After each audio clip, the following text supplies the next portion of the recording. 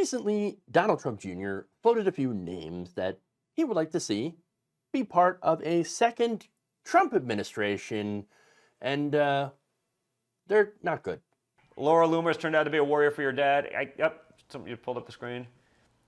I hope she's press secretary when you're. Listen, she's a bulldog, man. I'll say that. She gets after it. I'd love to see her press secretary just to watch DC just explode. I mean, there's a couple people that you could put in positions like that. We talk about Mike Davis as Attorney General, or one of those guys. You almost have to just put him in as interim, even just to send that shot across the bow of the swamp. Be like, you want to play? But you want to play, and then you can get someone, the guys that wouldn't otherwise get affirmed or otherwise. But let Mike Davis, and Kash Patel be interim AGs. Put Laura Loomer as press secretary for just a couple of days, just to these losers in the mid, they'll figure out exactly how easy their job is before that, and so that'd be pretty funny. Oh yeah, it'd be funny. Oh yeah, putting in Laura Loomer and Mike Davis into very important positions. Laura Loomer, wouldn't it be just a big barrel of laughs right there, putting somebody who's an extreme Islamophobe in that position. Yes. Oh, and by the way, did I also mention that she considers herself to be a pro-white nationalist? She is pro-white nationalism, everybody. She's also a conspiracy theorist, because, of course, I've talked about it before. She's made the statement that she wants to ban people coming into this country based on their religion, specifically banning any Muslim at all. Now, that might be a problem considering how Trump has some Saudi friends. Might not fly too well with him. Now, Loomer also wrote of the 2019 mass murder of 51 Muslims in Christchurch, New Zealand, saying, quote, "Nobody cares about Christchurch. I especially don't." Oh, so you don't care about, people who were murdered. Oh, wonderful. She also cheered the deaths of migrants crossing the Mediterranean. She's also, again, look, she's a horrible person. I can give you example after example after example, but I think you get it, okay? And Don Jr. thinks, it would be so funny if we made this person press secretary, you know what I'm saying? Let's get this woman into a position of power and influence. Oh, no. Look, what's worse than that is that it's not just Don Jr., right, that's saying, oh, this would be a great idea. No, this is former President Donald Trump also thinking that, yes, we're definitely thinking about putting her on the cabinet.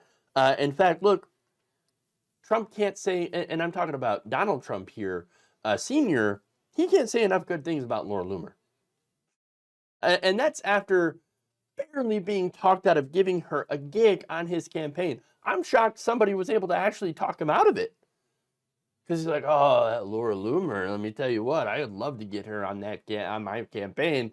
And they're like, no, don't do it, don't do it. Do you know the horrible things that she said? I actually like those things. Those things are great. Tremendous things, the best things.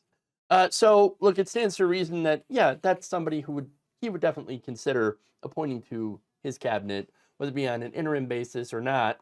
I mean, just think about what a second Trump cabinet would look like. It would be all acting this and acting that, because nobody would get confirmed because they're all insane.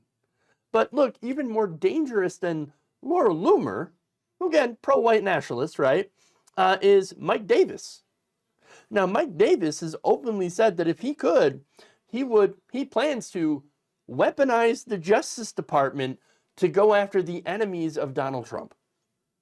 Now, that's something that, again, that could happen, considering he has already served in the Justice Department. So it's not like he doesn't have experience. He does. He did that during the Bush administration. Now, he is also, of course, look, defended Trump on pretty much everything, all of his legal issues. For example, he defended Trump's withholding of government documents by saying, well, he could just wave a magic wand and declassify them. Well, I mean, it would take Trump saying, hey, I would really like to go through the process of declassifying this information. I'm going to clear it with the relevant agencies. And you can do that when you're in power.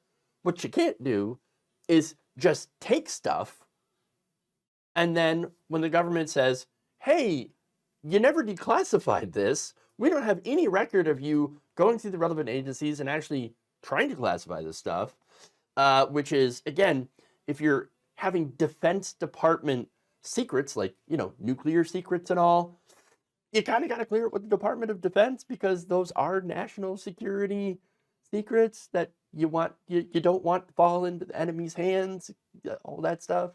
And so, yes, we do have systems in place to ensure that, those things don't get out.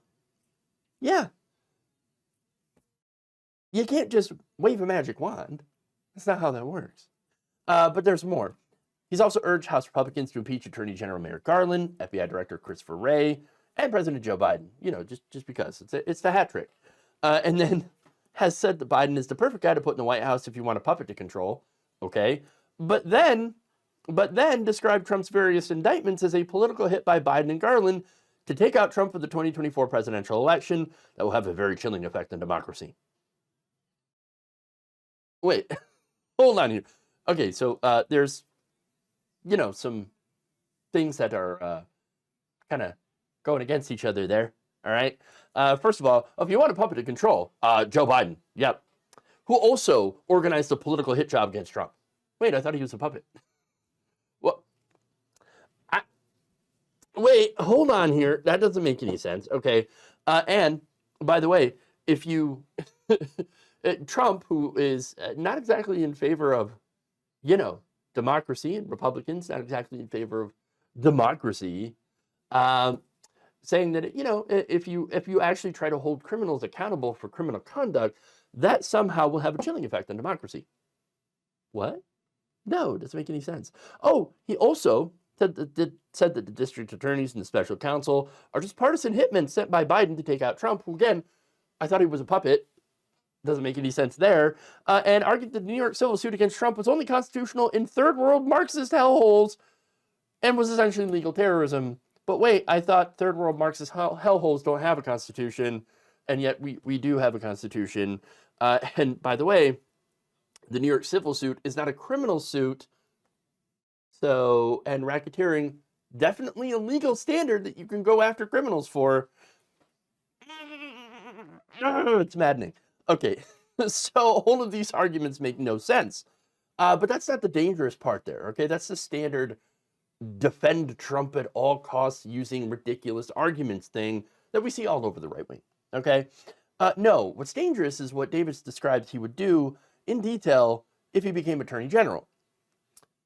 And that's making lists. No, he's making lists of people that are political enemies that he would, if in the top cop spot, would try to fire, indict, and deport or imprison in something called the DC Gulag or Guantanamo Bay, as well as political supporters who would be pardoned, including every January 6th defendant.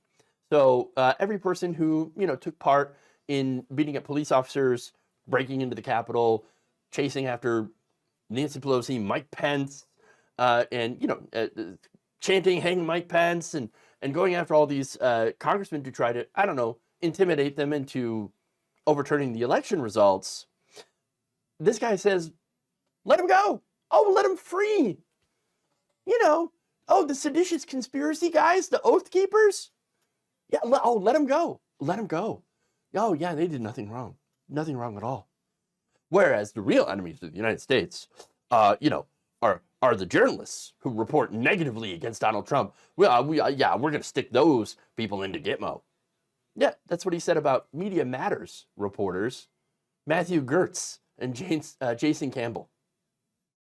Jesus. And again, the list would include journalists.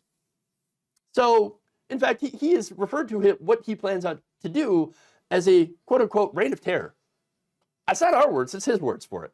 Oh, yeah, I'm going to do a reign of terror. So this is the guy, Mike Davis, who Trump Jr. is like, yeah, get him into that position. Yeah, make him top cop. Haha.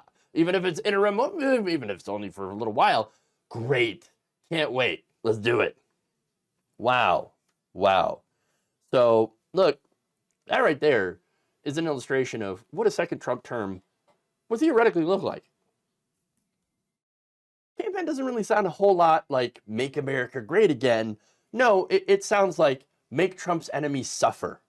That's the entire point of his second campaign, other than, I guess, trying to stay out of prison. You know, some of his Trump's cases aren't going all too well. But yeah, keep Trump out of prison and make Trump's enemies pay. That's essentially what he's running for, and what his fans and his supporters are voting to allow happen.